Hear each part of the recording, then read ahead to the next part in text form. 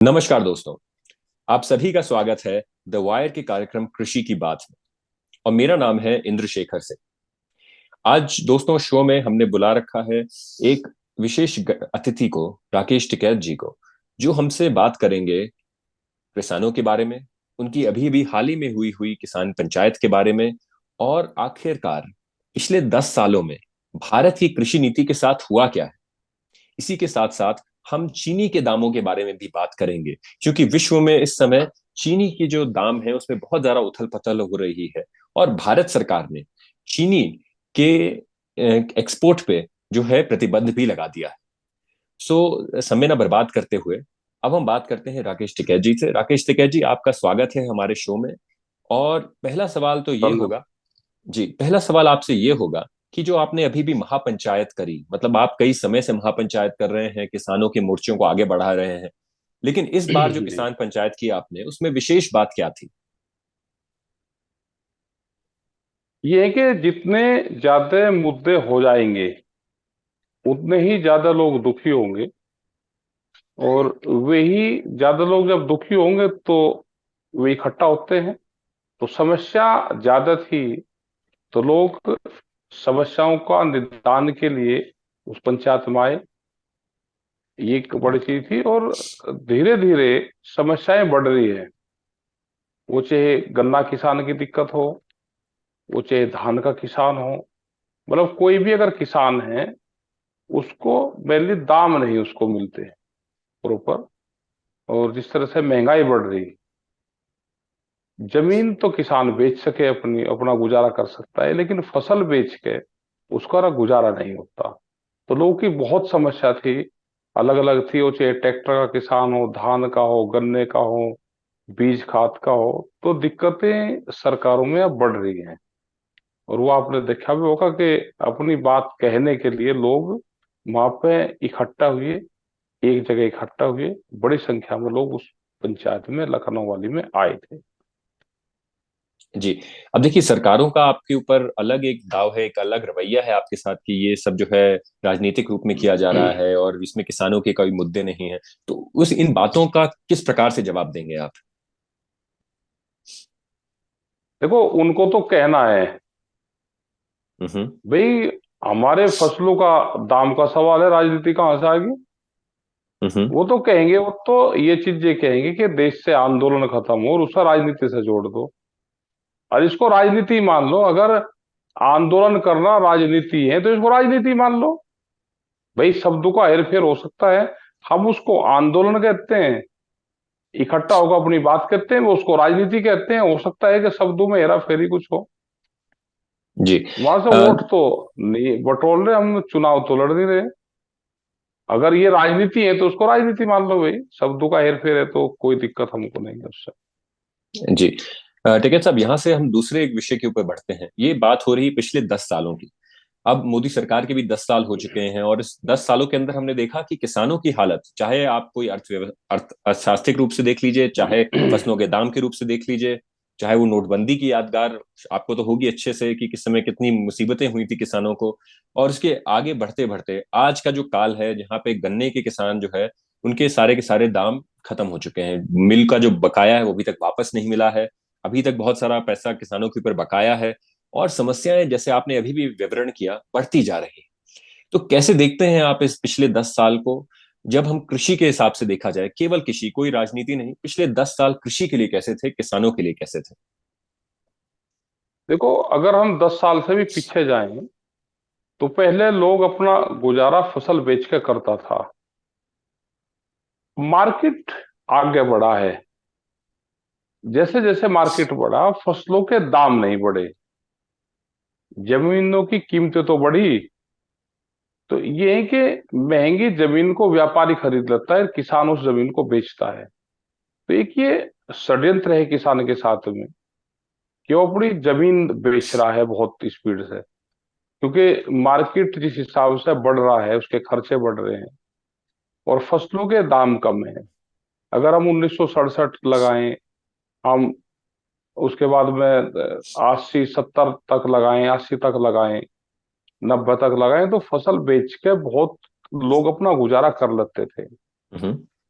आज फसल बेच के गुजारा नहीं है, उसके भाव नहीं है, और ये एक बड़ा षड्यंत्र चला हुआ है। और ये है कि किसान की जमीन छीननी जाए। बहुत व्यापारी अब जमीन खरीद रहा है, बड़े बड़े लोग जमीनों में पैसा लगा रहे। तो फसलों में कोई पैसा नहीं लगा रहा, क्या इस देश में फिर लेबर कंट्री ये देश बनेगा? क्या ये ब्राजील का मॉडल यहाँ पाएगा? क्या यूरोप और यूएसए का मॉडल यहाँ पाएगा? ये बड़ी बड़ी फार्मिंग होगी और उसी में ही लोग काम करने आएंगे। अभी मैं आपको इंटरव्यू दे रहा हूँ, कुछ जी। लोग यहाँ पे बैठे हुए हैं अभी घर पे ही, हम्म। और वो फुगाना गांव है मुजफ्फरनगर में ही। जी। 10-12 साल पहले उस किसान ने 13 बीघे जमीन का एक कॉन्ट्रैक्ट करा डेयरी फार्मिंग के लिए, किसी को अपनी जमीन लीज पे दी। हम्म। वो आज भी सिफारिश करने आ रहा है मेरे पास में कि जी हमारा जमीन का किराया तो दिया ही नहीं, हमारे ऊपर केस और कर दिए, और जमीन छीनने का एक बड़ा प्लान बना रहे हैं, और उनके ऊपर हिनेंस क्राइम के मुकदमे कर दिए, पुलिस दबाव बना रही है। तो कैसे किसानों की जमीन छीननी जाएगी, वो उसकी कहानी, वो अभी मैंने कहा कि पूरा पॉइंट टू पॉइंट उस कहानी को लिखो। बड़े इशू हैं ये देश में होंगे, किसानों की जमीनों के साथ में कॉन्ट्रैक्ट होंगे, उनको फिर मुकदमों में फंसाया जाएगा, उनकी हम्म। जमीनें छीननी जाएगी। ये एक बड़ा इशू रहेगा। भाव चाहिए हमको, भाव नहीं मिल रहे, ये एक बड़ी समस्या है। अपने खर्चे कैसे चलाएं? जी। तो टिकैत साहब, क्योंकि आपने जब टी- जी, जी, नहीं आप टीचरों, कहें। अगर आप टीचर की लगाएं, 1967 में गेहूं का रेट 76 रुपए पर क्विंटल था।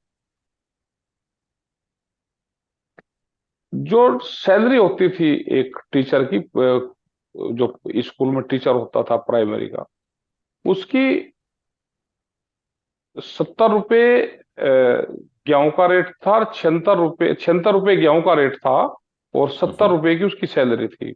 तो जब वो 1 क्विंटल गेहूं खरीदता था तो 6 रुपए अलग से उसको देने पड़ते थे। मतलब 1 क्विंटल गेहूं से भी कम उसकी सैलरी थी।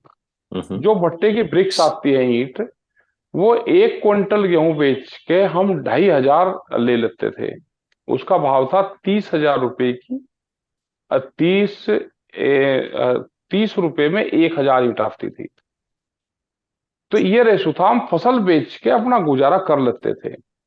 और आज हालात ये है कि टीचर की सैलरी आज वही 65-70 हजार रुपए है, क्योंकि सबकी सैलरियां बढ़ी हैं। हम्म। और गेहूं का रेट आज 2,000 रुपए है। तो आज वही टीचर, वही कर्मचारी आज 25 से 30 क्विंटल गेहूं खरीद सकता है, 30-35 क्विंटल। तो हम्म। इतना उत्पादन तो बढ़ेगा नहीं। तो ये है कि फसल की लागत बढ़ी, उसकी मार्केट वैल्यू कम हुई, और मार्केट बढ़ गया है। तो इसलिए किसान की गांव में हालात खराब हैं। हम्म। उस पर कोई ध्यान नहीं देना चाहता। किसानों को तो ये समझ रहे हैं कि ये सिर्फ लेबर यहाँ पे बने, ये किसान कैसे जिंदा रह रहा है उस पर कोई आज काम नहीं हो रहा, कोई सरकार उसके ऊपर काम नहीं कर रही। हम ये नहीं कि एक सरकार की बात कर रहे, सरकारों की पॉलिसी ही किसान और गांव के प्रति खराब रही है। जी। ठीक है साहब, यहाँ पे मैं आपको एक बार आप वापस ले जाना चाहूंगा आपको किसान आंदोलन के समय में। उस समय आपने कहा था कि आपने और युद्धवीर जी साथ में आप लोग मंच पे आते थे, और आपने उस समय कहा था कि किस प्रकार से बड़ी बड़ी कंपनियां जैसे वॉलमार्ट, जैसे कारगिल, ये कंपनियां आके कई सारा भारत का जो जितना भी अनाज है इस पे कब्जा करना चाहती हैं। आपने आज फिर से एक षड्यंत्र की बात करी, और आपने कहा कि एक षड्यंत्र चल रहा है किसानों के खिलाफ लोगों की जमीनें लेने के लिए। तो कौन है षड्यंत्र के गिरोह के बीच में? मतलब कुछ लोग तो होंगे जिनके वजह से ये षड्यंत्र चल रहा है, तो कौन है ऐसे लोग? देखो, कानूनों में संशोधन हो रहा है, जी। और भाव नहीं मिलेगा भैया, फसलों के दाम नहीं दोगे, हम्म। अगर नुकसान है क्या, अगर एग्रीकल्चर सेक्टर ये खत्म हो जाए तो 1 साल का अनाज आप बाहर से मंगा के इस देश का पूरा पाट सकते हो। हम्म। कोरोना काल में इस देश के किसानों ने ही, जब पूरा इंडस्ट्री सेक्टर, सर्विस सेक्टर खत्म हो चुका था, इस देश के किसान ने ही अर्थव्यवस्था को संभाला है। हम्म। आप उसी को इग्नोर कर रहे हो। ये चाहिए सरकारों को कि आप इसको बेनिफिट आप कैसे दे सकते हो। आप अनाज की कीमतें कम रखना चाहते हो उसमें, लेकिन हम्म। आप किसान को जो उसमें पैदा करता है, आप उसको बेनिफिट दे दो, आप उसको खाद बीज में उसको बेनिफिट दे दो।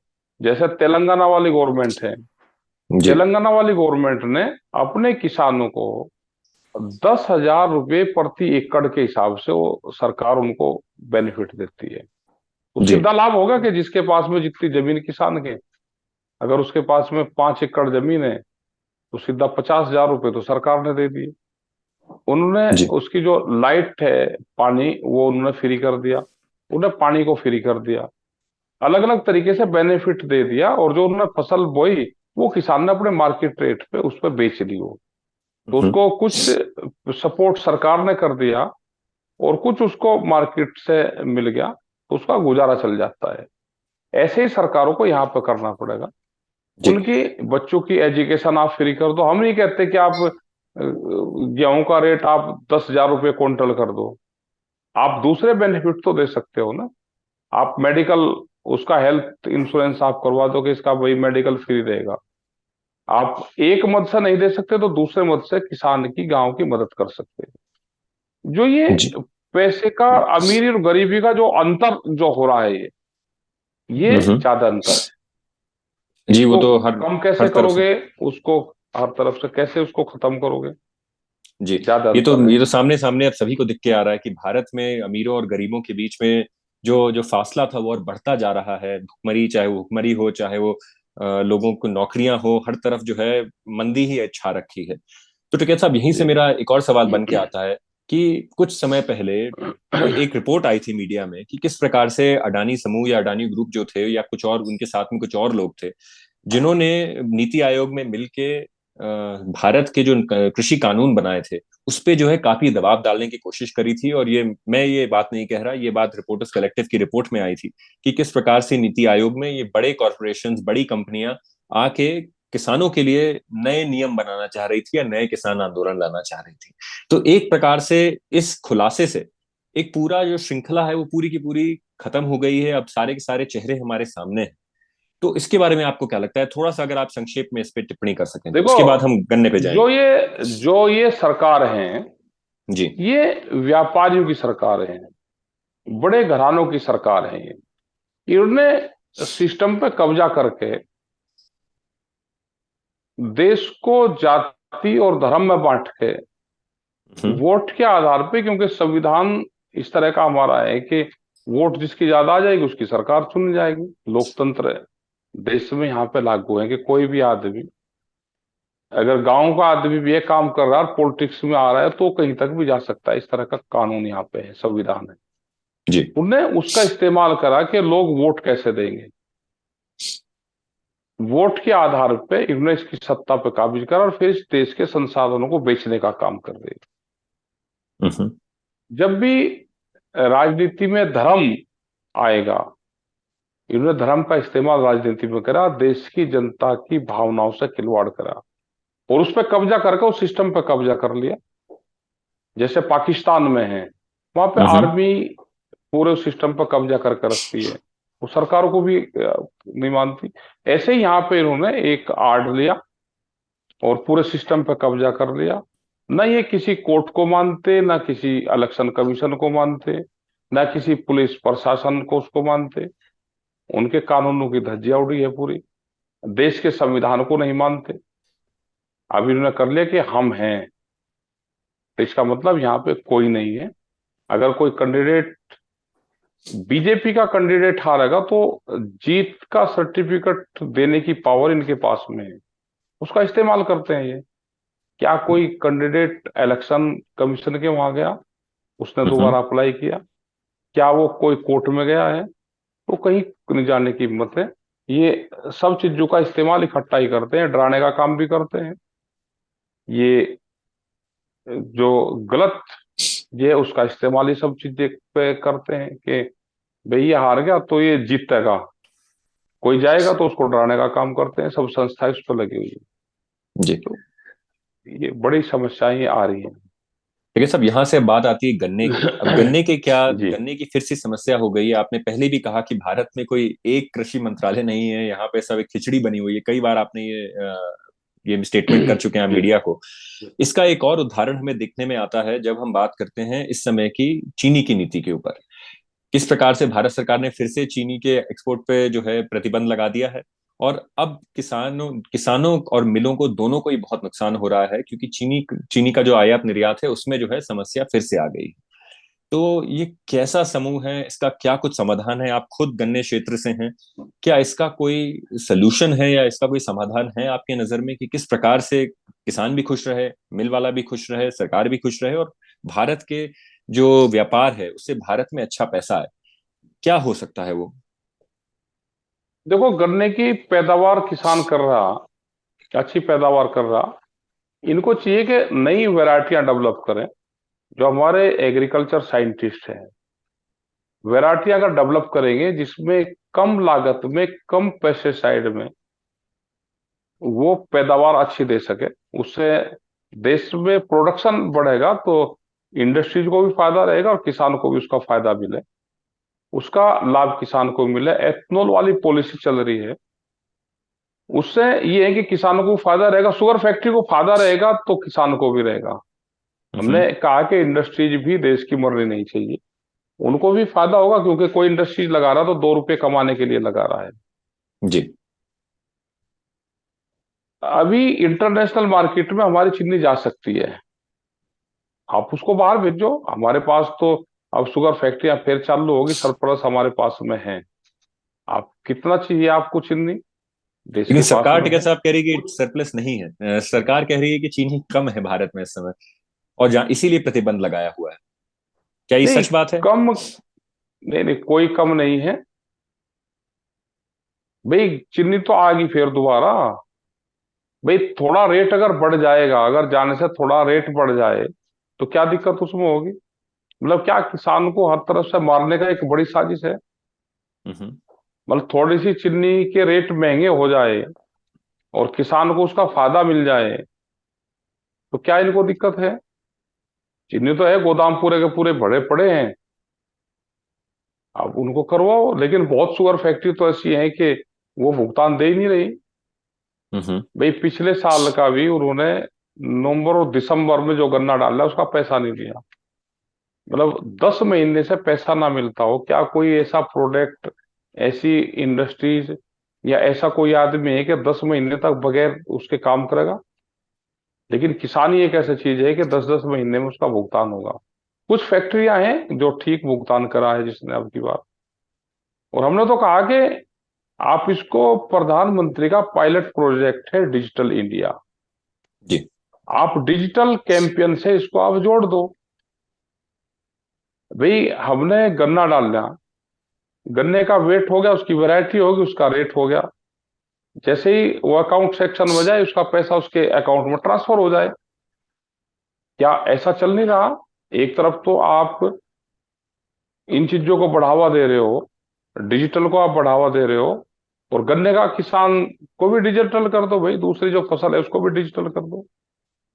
आप उसका एक शुगर मिल की एक लिमिट बन जाए कि भाई इसका ये 1,000 करोड़ रुपए की लिमिट बन गई, बैंक वाले उसको देते हैं, उसका पूरा सिस्टम रहता है उनका, उस लिमिट से किसान का हो जाता है और चीनी बेचता रहे अपनी, कब उसको बेचनी, क्या करनी, वो एक इंडस्ट्री उसकी है। तो सरकारों को चाहिए कि किसानों का भुगतान डिजिटल हो, सरकार उस पर जी। काम करे और उससे कुछ फायदा हो सकता है। 14 दिन में, गन्ना एक्ट में 14 दिन में है, 14 दिन में भुगतान नहीं होगा तो उसके ऊपर इंटरेस्ट देगा। आज तक कोई इंटरेस्ट नहीं दिया, और ना जी। 14 दिन में भुगतान हो। देखिए साहब, इसी के साथ मैं आखिरी सवाल पे आता हूँ। इस जी। समय एसकेएम में क्या प्रक्रिया चल रही है, थोड़ा सा उसके ऊपर आप टिप्पणी करें, और साथ ही साथ आप देश के भविष्य को कैसे देख रहे हैं? अगले साल शायद से इलेक्शन का ही साल है, और किसानों की जो हालत है वो आपके आपके बयान से पता चल रहा है कि बदतर से बदतर होती जा रही है। तो आप किस प्रकार से देखते हैं करीब के भविष्य को? और साथ ही साथ थोड़ी टिप्पणी इसमें ये करिए कि एसकेएम का क्या रोल होगा, क्या एसकेएम की क्या स्थिति है अभी, और क्या भविष्य में क्या सोच रहा है एसकेएम करने के लिए, संयुक्त किसान मोर्चा? देखो, संयुक्त किसान मोर्चा ठीक अभी काम कर रहे हैं। अभी तो सरकार संयुक्त किसान मोर्चे को तोड़ने पर लगी हुई है, देश में नए नए किसान संगठन बनाने पर लगी हुई है। कुछ सरकारी किसान संगठन देश में बना रहे हैं, और कुछ अभी जातिगत किसान संगठन देश में बनेंगे। हम्म। कुछ सरकार के अपने संगठन बनाएंगे। जैसे कुछ देखे, कुछ विधायक हैं यहाँ पे, उनने अपने किसान संगठन बनाए और भारतीय किसान यूनियन के नाम से बनाए। उनके अध्यक्ष बीजेपी के विधायक हैं। हम्म। तो बहुत संगठन अब किसान के नाम पर बनेंगे, उनको भ्रमित करेंगे, और लोग इतने भ्रमित हो जाएंगे कि ये इतने किसान संगठन आ रहे हैं, हम किसके साथ में जुड़े। कुछ सरकारों के लिए काम करेंगे वे। तो एसकेएम बड़ा हुआ है, एसकेएम अपना काम अभी कर रहा है। और पॉलिटिक्स में या 2014 के इलेक्शन में, 24 वाले में क्या होगा अभी उसका तो नहीं पता, लेकिन पॉलिटिक्स से दूर हम रहते हैं, हम कोई इलेक्शन नहीं लड़ते। और हम्म। हमारा यह है कि जो इशू देश में चल रहे हैं, कोई भी गांव, गरीब, आदिवासी का, इसका जो भी इशू है, उसको एसकेएम उठाने की कोशिश करता है। सरकार ने एजेंडा तय कर लिया कि हम किसान संगठनों से बातचीत करेंगे ही नहीं। ये एक नया फॉर्मेट तैयार सरकार का हुआ। आप कितना भी बड़ा आप मूवमेंट करो, सरकार को आपसे बात करनी नहीं किसी भी इशू पे, आप करते रहो आप मीटिंग। तो ये भी एजेंडा है कि वो किसी इशू पे बात करना ही नहीं चाहते, इशू का समाधान नहीं चाहते। वे हैं कि ये अलग थलग है। जैसे उन्होंने 22 जनवरी 2021 को आखिरी बार बातचीत की, जी। उसके बाद में आज तक करीब 3 साल हुआ आगे। जनवरी में 3 साल हो जाएंगे। तो अभी तक हमारी तो सरकार से किसी से कोई बात हुई नहीं। जहां पे विपक्ष वालों की सरकार है, कांग्रेस हुई या दूसरी पार्टियां हुई, उन लोगों से, उनके मुख्यमंत्रियों से जरूर किसान संगठनों की कुछ बातचीत कभी कभी इशू बेस हो जाती है। लेकिन जहाँ पे बीजेपी शासित प्रदेश है, वहां के मुख्यमंत्री, ज्यादातर मुख्यमंत्री बातचीत करते नहीं। अगर करते हैं तो वे काम करने में कोई उनका इंटरेस्ट है नहीं।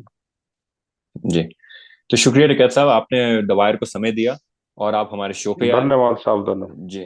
दर्शकों, आप कहीं जाइएगा मत, द वायर आपके लिए और सारे शो ला रहा है। और अगर आप टिकैत साहब तक कोई अपनी बात कहना चाहते हैं या पहुंचाना चाहते हैं, तो भूलिएगा मत हमारे यूट्यूब चैनल पे अपनी बात लिखने के लिए, और साथ ही साथ ट्विटर पे कमेंट करने के लिए।